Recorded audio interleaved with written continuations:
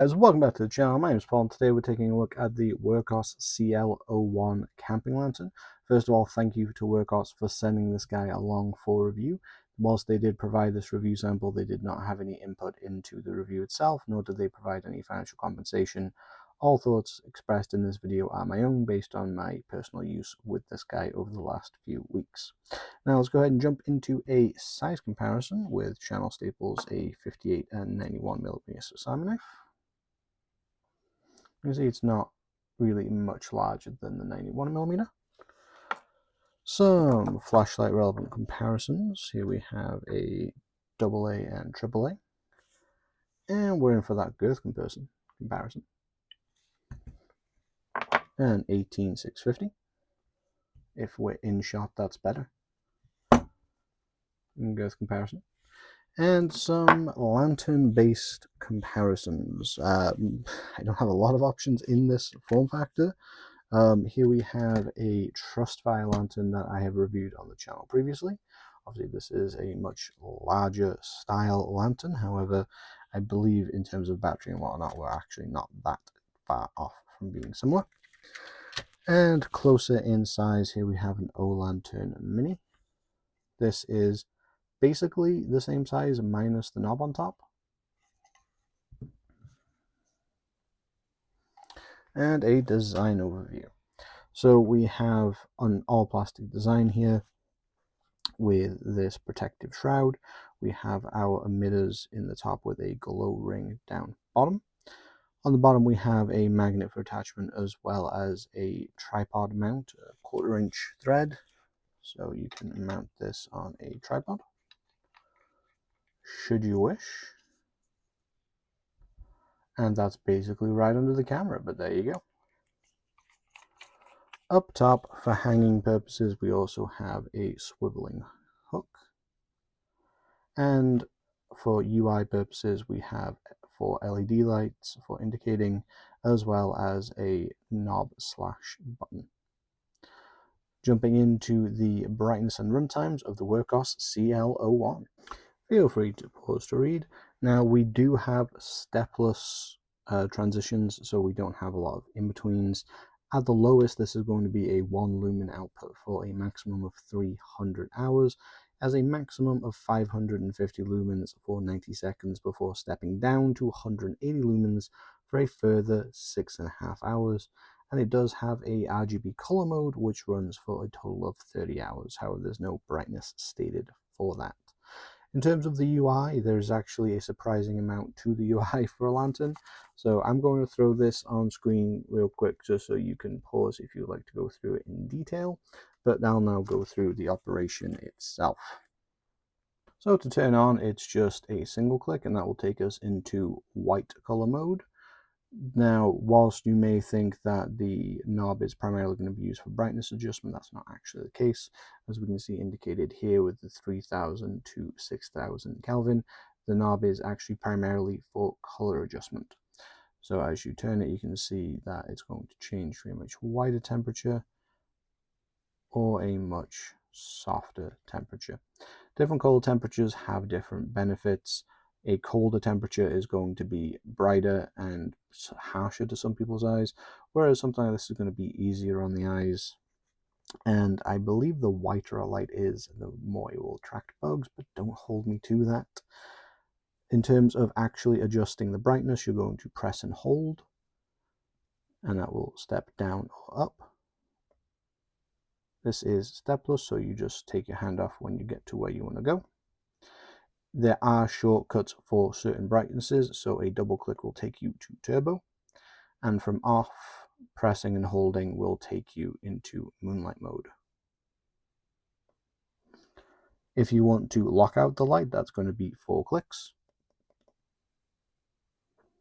And then when you try and turn it on, you'll just be met with the flashing. To unlock is another 4 clicks. And then to get into the color mode, it's going to be 3 clicks. So what you would typically associate with strobe. That's going to take you into color mode. Now, this is going to change a little bit. So this knob will then change the color. You can step through. A double click will change the mode, so this is just solid on, flashing. A very cool, this is hard to capture on camera, but you can see in these lines it's kind of whipping around as well. It's a very cool effect. A rainbow RGB effect.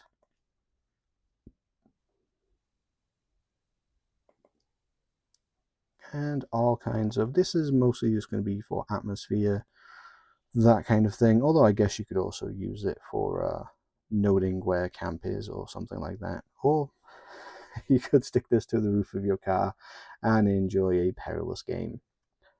I still don't understand why police modes are a thing. So there is your white, your color, and your lockout. If you want to go back to white mode, it's just 3 clicks.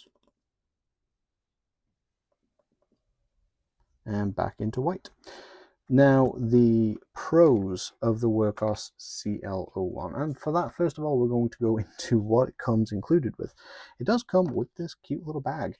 This is really soft. It has space with the lantern inside to get you in there. You could also cram a charging cable down the side should you wish. But this just stops it from getting scratched up or getting scratched against something else, especially since you do have a magnet. Magnet slapping against other metallic objects is typically not a good time. We also have a C-to-C cable included, some spare O-rings because this is a unscrewable light. You can actually access the battery, which is a 21700, which comes included. Give you a shot of the inside here. It is double spring design, so if you were to drop this, this is going to be less prone to disconnect and turn off. And if you're going to be taking this off and on a lot, which I don't really see a reason for it, but you do have the spare O-rings if you need it. This is USB-C rechargeable under a flappy. And then you also have a couple of these guys. So this is basically a little round carabiner, effectively. Focus. So just an easy way for you to attach it to something like the top of a tent. This is a much smaller version. I'm going to be honest, I'm not entirely sure what the point of this is, other than perhaps providing a clip point. It was included in the box. I thought it was worth mentioning. I do particularly like the bag, and anytime you get spares or extra accessories is going to be a good time. The main pro of this guy, in my opinion, is the size. This thing is tiny while still pumping out a usable amount of light. Combine that with its versatility, the stepless dimming, which gives you great access to whatever brightness you need when you need it, as well as the RGB mode for some atmosphere or some more niche use cases. You could use red flashing, for instance, stuck to the side of your car if you were to break down. Combined with USB-C recharging, whilst also not locking you out of the battery, you can replace the cell should you need to, which is great.